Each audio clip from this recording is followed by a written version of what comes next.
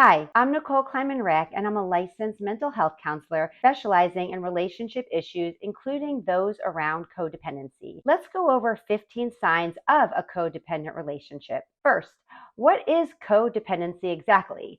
And what you'll usually find is one partner is doing much of the emotional carrying of the relationship, which makes them more prone to losing themselves, while the other partner is really avoiding taking on the responsibility of the emotional work of the relationship. Healthy relationships really are all about communication, compromise, negotiation, and self-expression, but codependent relationships, on the other hand, really tend to uncover those unhealthy attachment styles through unhealthy coping and unhealthy communication. So these relationships can really look more like a caretaking partner who tries to fix the problem all on their own, take on the majority of the responsibility of the relationship, tends to really feel the need to rescue their partner or excuses, or really ignores problematic behaviors, and often will compromise their own personal happiness for the sake of the relationship. How do codependent relationships happen in the first place? In a codependent relationship, usually there's those opposing attachment styles that come into play. So one partner might really have an anxious attachment, while the other partner might really have an avoidant attachment. And anxious attachment partners and those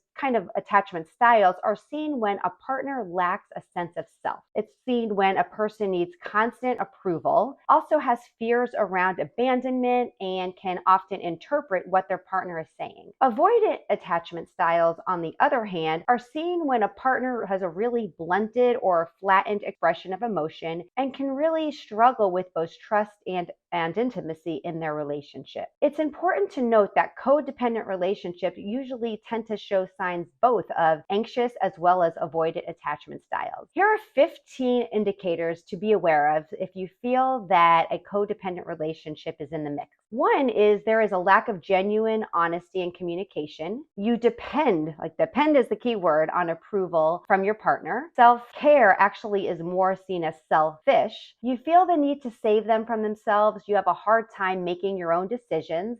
You feel like you can't say no. Do you feel like you have abandonment issues? Do you really struggle with alone time? Do you feel like you're lost when you're not in the company of the other person? Low self-esteem overall is definitely a sign of being in a codependent relationship. And do you often cancel plans that you make to be with this person? A few more tips are: you cannot set your own boundaries. You feel trapped in the relationship. You feel anxious if you don't get an immediate response from your partner. It's important to note that if you have a history of codependent or abusive relationships, you really are more likely to repeat this pattern if you don't seek help. So the question is, can a codependent relationship be saved? The first step is to realize that you are indeed in a codependent relationship, and this is really difficult because codependents often feel like they have that need to take care of their partner, and they may feel guilty just for wanting a little bit more independence. Once you accept that you are in a codependent relationship, that is really when you can start developing boundaries by sharing how you're going to care for your partner inside the relationship, as well as how you want to start taking care